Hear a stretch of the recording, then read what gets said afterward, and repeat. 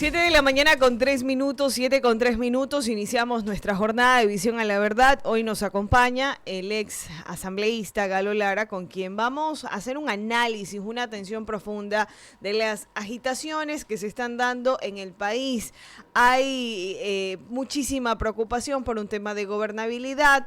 Queremos ampliar el panorama, saber qué está pasando actualmente, cuáles son los estragos que viven los ecuatorianos cuando el país se para o regiones del país se paran. Un gusto saludarle, ¿cómo amaneció? ¿Qué tal? Un abrazo fuerte desde la ciudad de Manta.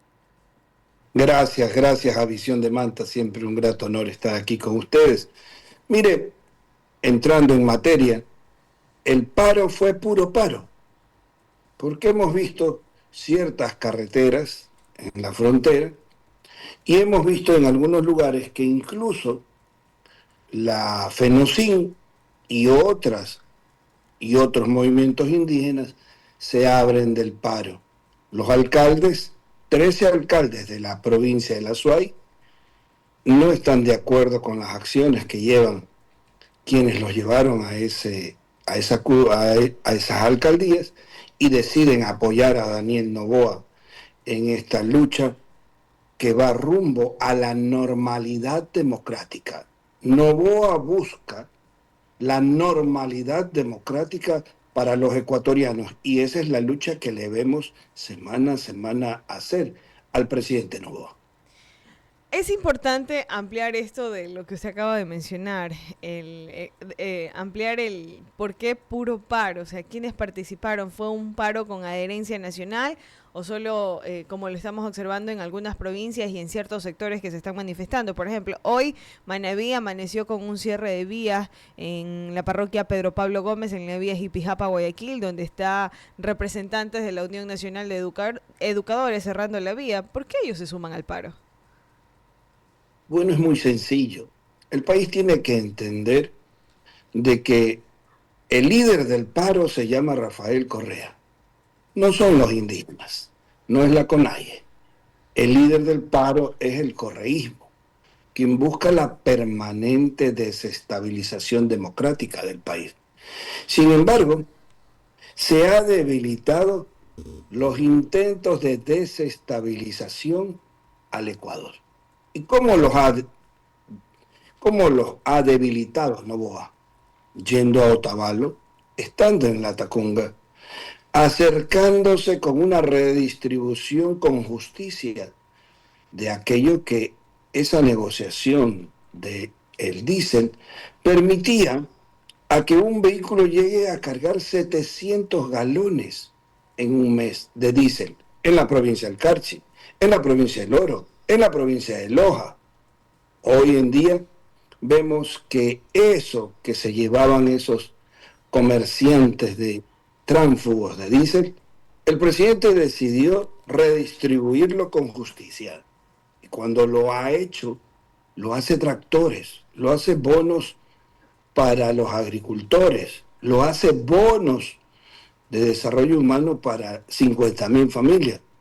Yo creo que solo un ciego no se pudo haber dado cuenta que Correa se equivocó con Daniel Noboa. Y Noboa está ahí, está al frente. Se ha ido a la Tacunga, en el lugar de los hechos. Y cuando le quisieron hacer manifestaciones a Noboa, Noboa llegó al pueblo del Ecuador para que lo respalde en la Tacunga. Voló y fue a Otavalo, donde le dijeron que había huido, que había corrido. Nunca vimos a un presidente entregar tractores como lo ha hecho ahora Noboa. Realmente sorprende la capacidad del mejoramiento continuo sobre la marcha que tiene el presidente Noboa en esta nueva manera de hacer política. Vea usted, un miércoles estábamos hablando de la consulta popular.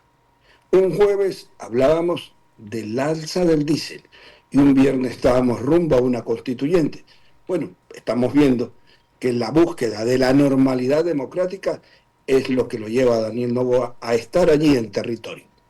Es importante lo que menciona, pero más sobre las pérdidas económicas que nos está afectando en el país actualmente, a pesar de que el paro nacional lleva ya varios días por delante, la CONAIE no tiene tanto impacto como en años anteriores, como en el 2019, por ejemplo, pero sí hay pérdidas millonarias en días, si no me equivoco, el día martes de manera exacta, el sector de las flores hablaba de que Floricultor. solamente en ese día, en el primer día de paralizaciones, habían pérdidas de 2.5 millones de dólares.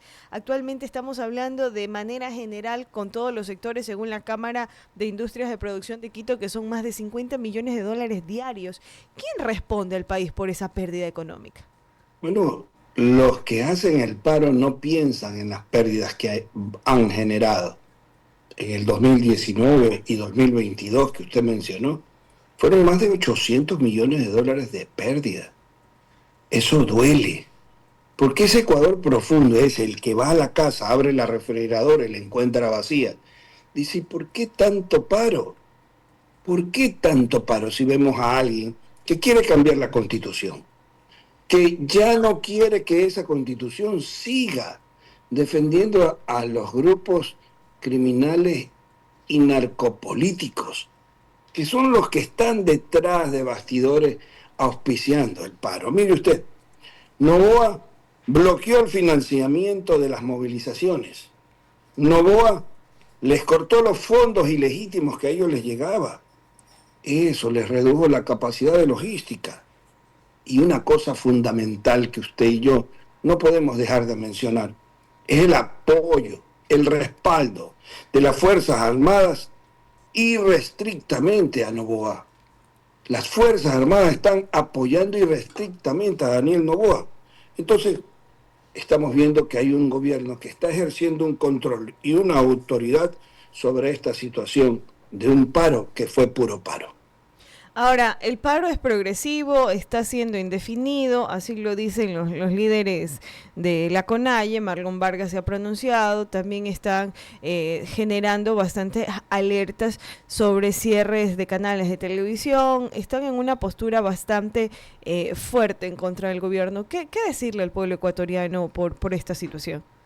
Que sorprende de que hablen sobre que el gobierno o los ecuatorianos hay un autoatentado. Mire, cuando usted ve encapuchados yendo a quemar gasolinera en Otavalo, ¿usted cree que uno mismo va a irse a incendiar el cuartel de policía de Otavalo? Corrijo.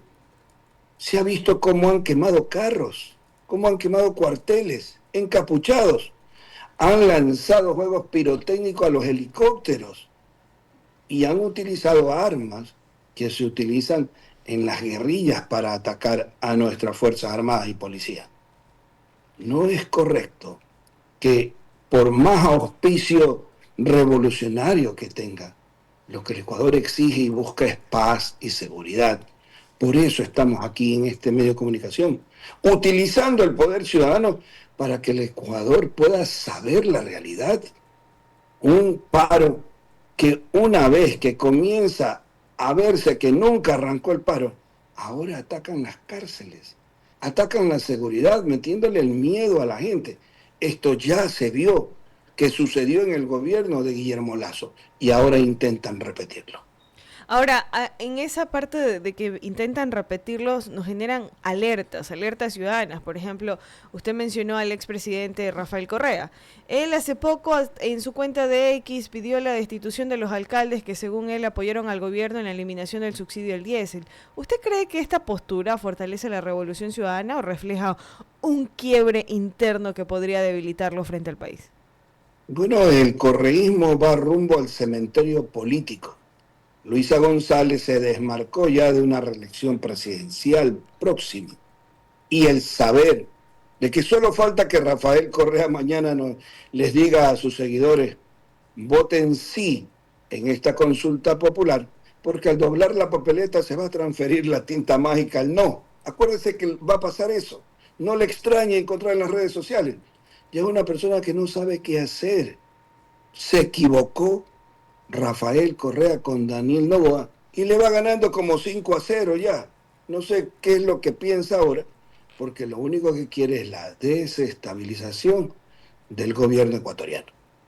Ahora, dentro de los temas urgentes que estamos viviendo los ecuatorianos, aparte del paro, está la propuesta del presidente con una asamblea constituyente como una salida a la crisis del país. ¿Usted cree que esto realmente sea la salida del país o una maniobra política para concentrar el poder? Que según ese es las verdaderas intenciones, de acuerdo de las personas que no están a favor del gobierno nacional.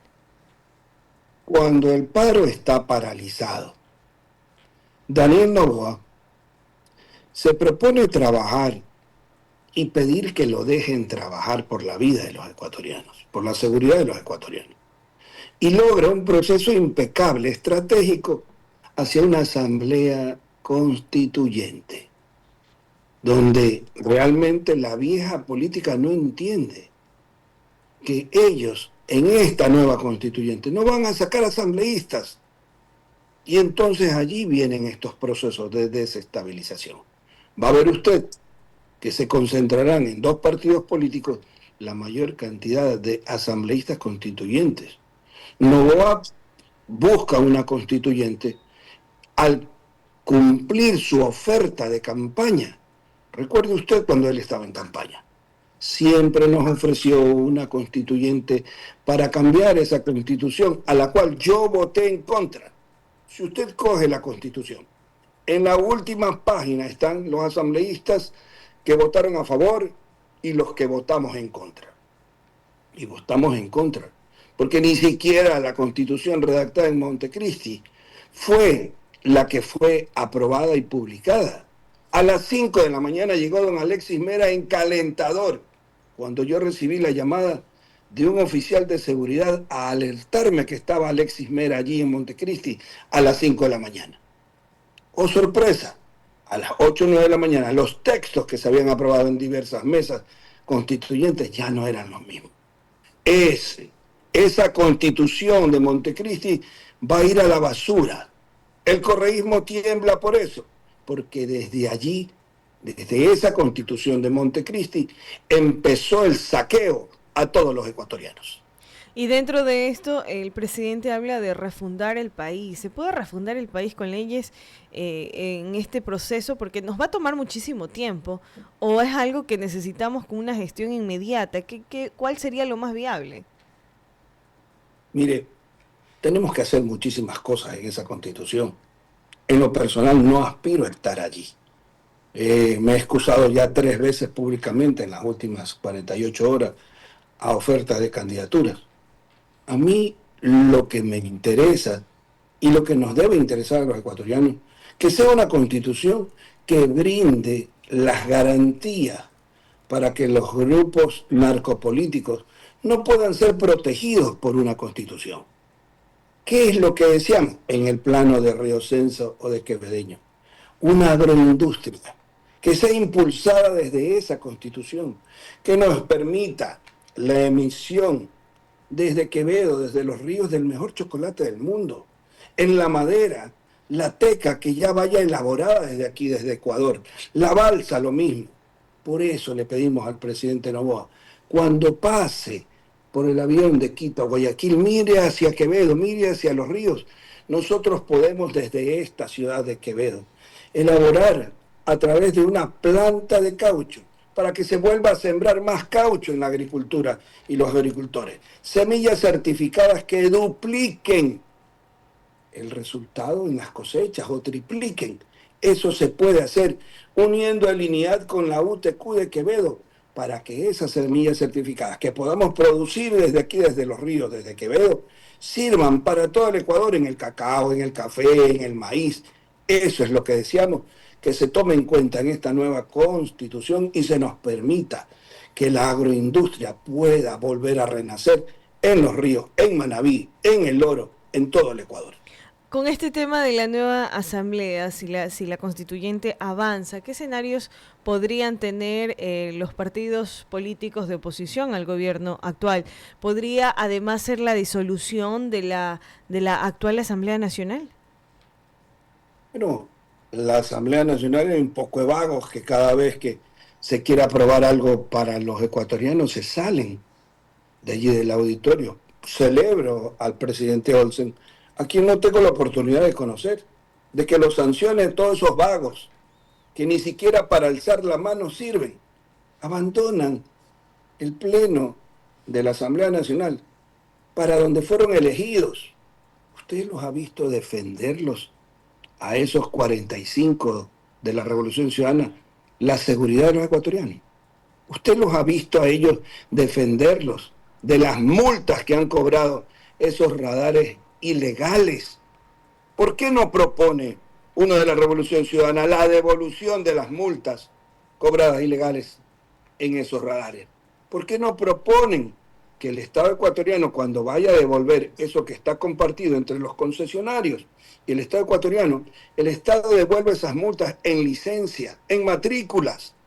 Oiga, le metieron la mano al bolsillo a los choferes, a los transportistas, pero no fueron a ellos a los que les robaron. Le robaron a los hijos de esos transportistas, a ese que me está escuchando ahorita en un taxi, en una buseta, a ese que me está escuchando en su hogar, a ellos le robaron. Entonces ahora es el momento de que alguien coja una bandera y diga, señores, hay que hacerle devolver la plata, el dinero cobrado ilegalmente en radares con esas multas ilegales a los choferes del Ecuador, y que el Estado, como no hay una mayor liquidez, pues los devuelve en licencia, los devuelve en matrícula, y los concesionarios devuelvan la platita como ese típico lagarto que traga, que tiene que vomitar ese dinerito. A mí me preocupa el tema de la oposición política porque como está el país, no sé si la consulta sea un instrumento favorable para el Ejecutivo, o sea, un recurso para reposicionar a quienes están quedando en el pasado. En medio de estas protestas están volviendo a resurgir varios nombres. Bueno, pueden resurgir nombres, pero es indescifrable para el viejo Ecuador lo que Noboa está haciendo. No lo entienden, no lo comprenden, no saben cómo es que con las anteriores marchas y protestas sociales el resultado era distinto al actual. Si usted lee a Noboa políticamente, usted ve que la gente huye del miedo. Noboa va hacia el miedo, va a la Tacunga, va a Otavalo, va a Riobamba y va con soluciones. Entonces, cuando usted tiene un presidente que no le huye al miedo y enfrenta al miedo, usted dice, ahí está alguien que me está representando valientemente como ecuatoriano. Justo estaba revisando una de las informaciones y también hablan de que en este tema de las protestas, la constituyente va a debilitar a las instituciones públicas. ¿Qué tan cierto es este comentario? Mire, eso es el cuento del gallo pelón. Aquí no se está buscando cambiar un país para debilitar las instituciones democráticamente. El cuento del gallo pelón es, ahí viene el cuco, ahí viene el cuco. Y el cuco no está, pues. Y el cuco resulta que es Noboa el que va directamente desde donde hacían estas manifestaciones. Resulta que es Noboa el que publica cómo es que llegan los dineros a las organizaciones sociales y cómo en medio de esas reuniones se reparten el dinero para las protestas sociales. Aquí hay una cosa bien clara, dura de decirla, pero real. Las protestas en el Ecuador están financiadas por el correísmo buscando la desestabilización democrática de los ecuatorianos y del gobierno de Noboa. Una de las consecuencias de las paralizaciones es, por ejemplo, la especulación de precios. Actualmente, si no estoy equivocada, en aproximadamente 5 provincias el gobierno ha detectado de que hay bastantes especulaciones de precios por efecto de la eliminación del subsidio al diésel. ¿Por qué es este tipo de situaciones? ¿Cómo controlar de que no ocurra? La mano dura al control de precios la ejercen los intendentes y los gobernadores. Es allí donde hay que apretar. Es allí donde hay que ajustar. Porque no se puede permitir que el aguacate suba de precio, que ciertas frutas suban de precio. Usted puede exigir otro tipo de compensación, pero no que le suban el precio de los productos, y en eso el gobierno tiene que meter mano dura para que no suban los precios en esos lugares que usted menciona. Ahora, hay una de las preguntas que me acabo de llegar, por ejemplo, ¿cómo se justifica gastar millones en una consulta cuando el país enfrenta todavía una crisis de salud, de violencia? Claro que se justifica. Se justifica porque la inseguridad ha crecido con la Constitución de Montecristi, que protege a los delincuentes políticos que se escudan bajo la impunidad de esa Constitución. Claro que se justifica, porque los jóvenes del Ecuador quieren buscar una manera de producir de una manera diferente, en donde el negocio de su trabajo pueda ser incluso pagado por hora si usted lo requiere. Claro que se justifica para poder, a través de esa Constitución, tener más recursos para más hospitales, más carreteras.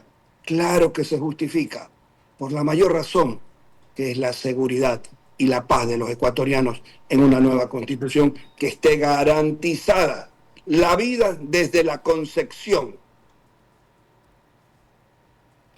Hay una pregunta que nos llega de Freddy López. Dice, si la constituyente se instala, ¿cuáles cree usted, señor Galo Lara, que existan garantías de que esta no se convierta en un mecanismo para alargar el poder presidencial, así como lo hizo Rafael Correa? No se ha escuchado hasta el momento de una reelección indefinida. No estamos de acuerdo con eso.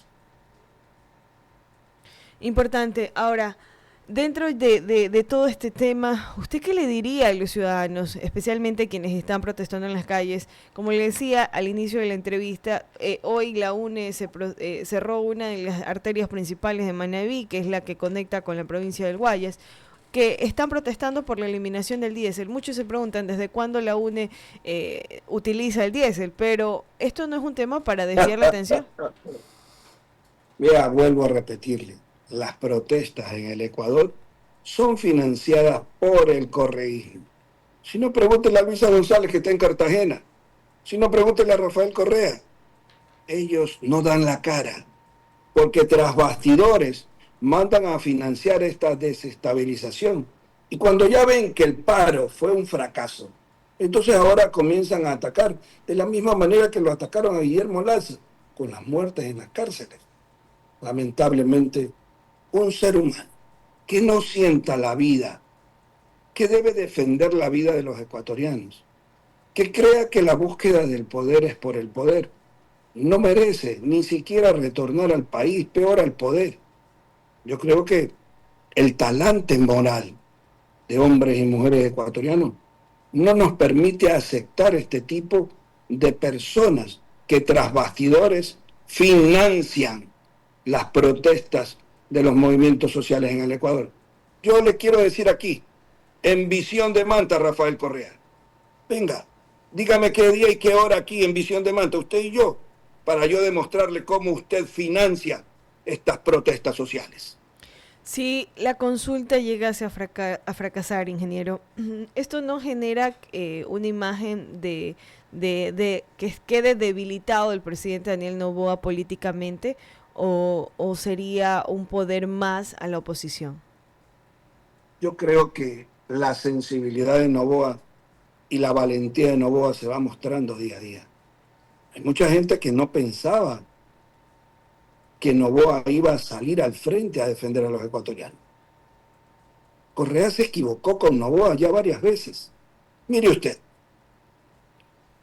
está preso Jorge Glass desde antes de que Noboa llegue a la presidencia. Y desde allí buscaba huir del país. Y fue Noboa quien tomó una decisión histórica y no permitir que intervengan en un tema que es estrictamente de justicia para los ecuatorianos.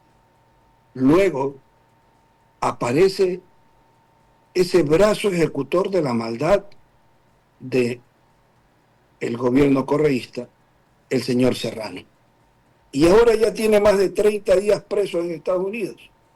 Y el correísmo consigue una jueza correísta, quien en la audiencia del magnicidio a Fernando Villavicencio le reclamaba a la fiscalía que por qué hacían marchas a la Corte Constitucional. Si estábamos tratando el tema de hacerle justicia a la vida de Fernando Villavicencio. Entonces nos dimos cuenta que otra vez el correísmo buscaba la impunidad. Y ahora vemos cómo lo han vestido de naranja al señor Serrano. La justicia norteamericana lo viste de naranja. Permítame mostrarle esto, a ver. Ahí estoy. Cuando ellos llevaron a Panamá 2 bolsos negros para vestirme de naranja. Pero la justicia divina existe. Y mire quién está vestido de naranja ahora. El que ordenó, José Serrano, por orden de Correa, que me traigan vestido de naranja a mí, está ahora vestido de naranja él. Esta es la realidad que vive el Ecuador. Este es el viejo Ecuador que no queremos que se vuelva a repetir. Y por eso apoyamos a este gobierno desde nuestra trinchera, que es el poder ciudadano, para que ya no se persiga a más inocentes en forma inhumana y cruel como lo hicieron en ese gobierno contra nosotros y muchos ecuatorianos. Ingeniero, yo quiero agradecerle por haberme acompañado en este espacio de entrevista. Esta es una conversación que la ciudadanía necesita escuchar porque las decisiones van a marcar el rumbo del país, especialmente con la consulta. Bueno, siempre sus llamadas y sus entrevistas son para mí de mucha expectativa, me permiten desarrollar el sentimiento y el pensamiento popular que recibo día a día. He estado en muchos sectores de Puerto Viejo y de Manta y estoy en deuda con un ceviche como usted. Y unas empanaditas que veo que usted anda comprando empanaditas y regalando. Pero realmente a través de una fundación que tenemos con el nombre de mi padre, hacemos actividad social y actividad muy humana desde hace más de 16 años. Y al parecer usted sigue nuestras redes también. Por supuesto que sí. Bueno, ingeniero, un gustazo estar con usted en este espacio de entrevista. Son las 7 de la mañana con 30 minutos, 7 con 30 minutos. Vamos a una brevísima pausa y volvemos con más aquí en Visión a la Verdad.